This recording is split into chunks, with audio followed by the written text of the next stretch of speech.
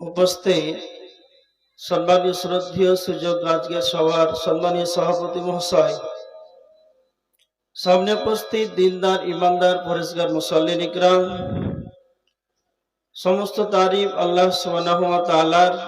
তিনি প্রশংসার দাবি রাখেন তিনি আমাদের মওত হায়াতের মালিক। তিনি প্রশংসার দাবি রাখেন তিনি একচ্ছত্রের মালিক। তার প্রশংসা করে আমরা শেষ করতে পারবো না, তাই সংক্ষিপ্ত প্রশংসা সেই মহান মনিবের। তিনারি দেওয়া একটি ছোট্ট লাভজে দ্বারাই সকলেই উঁচু কণ্ঠে জোরে আল্লাহর শুকরিয়া আদায় করি, বলি আলহামদুলিল্লাহ।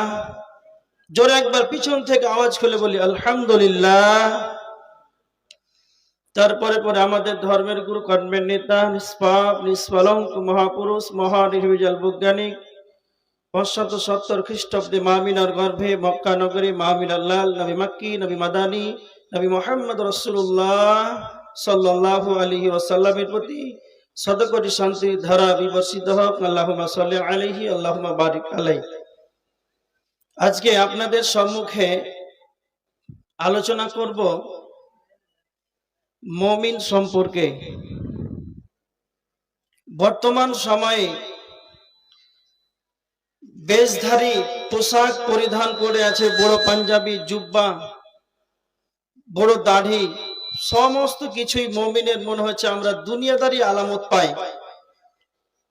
কিন্তু আজকে মনে হচ্ছে যে বিশৃঙ্খলা সৃষ্টি হচ্ছে। কেমন? এখন বর্তমান কিছু কিছু মসজিদে দেখবেন বড় জুব্বা পড়ে আছে, বড় দাড়ি, বেশ লম্বা দাড়ি আছে, টুপি পড়ে আছে। ও আবার মুসাল্লি সেজে আসে। ও আবার মসজিদের ইমাম সাহেবকে বলে, পাড়া গ্রামবাসীকে, যে আমাকে থাকার ব্যবস্থা করে। ওনার জন্য আবার খাবারের ব্যবস্থা হয়। রাত্রে মসজিদে মুসাফির হয়ে থাকে। আবার গভীর রাতে দেখছে মুয়াজ্জিন ফজরের সালাতে আসছে, দেখছে মসজিদের ম্যাটারি নাই, ম্যাসিং নাই। এরকম আপনাদের দিকে হয়? হ্যাঁ, অসম্ভব একটা সময় এখন চলছে। তো আপনি ইমানদার কি করে চিনতে পারবেন? একটা কথা শুনেন, পৃথিবীতে যতগুলো দুধ আছে রং কি বলেন তো? কালার? কথা বলেন না কেন? সাদা। পৃথিবীতে যত সাদা বস্তু আছে সবই কি দুধ? না। আল্লাহর নবীর উম্মত পৃথিবীতে যত আছে সবাই কি মুসলিম? কথা বলেন। সবাই মুসলিম। আর যতগুলো মুসলিম আছে সবাই কি ইমানদার? মুসলমানের ঘরে জন্মগ্রহণ করলে কি ইমানদার? যদি কালে মুসলিমের ঘরে জন্মগ্রহণ করে যদি ইমানদার হতো, তাহলে এত বড় মার্কেট চলতো? চলতো না। মুসলমানের ঘরে মেয়ে যদি জন্ম করেই যদি মুমিনা হয়, তাহলে এত বেপরদায় মহিলারা বেড়ায় বাজারে ঘুরছে এখন পর্যন্ত, তাহলে এরা কি মুমিনা? জি না, এটা জীবনে পশ্চিমকাল হতে পারে না। আপনি মুমিন কিভাবে চিনতে পারবেন? মুসনাদে আহমদের হাদিস, মুমিন সেই যার দ্বারাতে মানুষ নিরাপদ থাকে।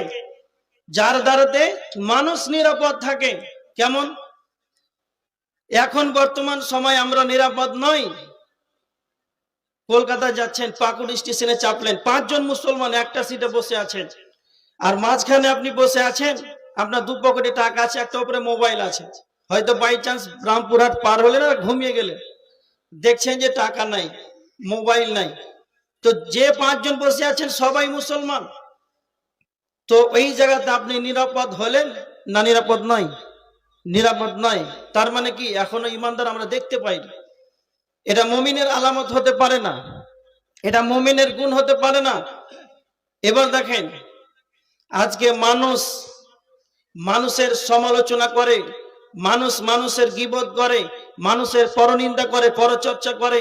যখনই তার কোনো দোষ ত্রুটি হয় তখন সেটাকে উদ্ঘাত করে গ্রামবাসীকে হই হল্লোড় করে জানিয়ে দেয়। এটা কিন্তু মুমিনের একটা গুণ নয়। একটা হাদিস আবু দাউদ শরীফের হাদিস 4918 নম্বর হাদিস। আল্লাহ রাসূল সাল্লাল্লাহু আলাইহি ওয়াসাল্লাম বলেছেন, আল মুমিনু মিরাতুল মুমিন, মুমিন হবে একজন মুমিনের জন্য আয়না স্বরূপ। মানে আপনি যখন আয়নাতে দেখতে যান, তা আপনার চেহারাতে কি দাগ আছে, তো আয়না আপনাকে দেখাবে না অন্যজনকে দেখাবে? কথা বলে। হ্যাঁ, আপনার যেগুলো দোষ ত্রুটি মুখে যা লেগে আছে আপনাকে এটা দেখাবে।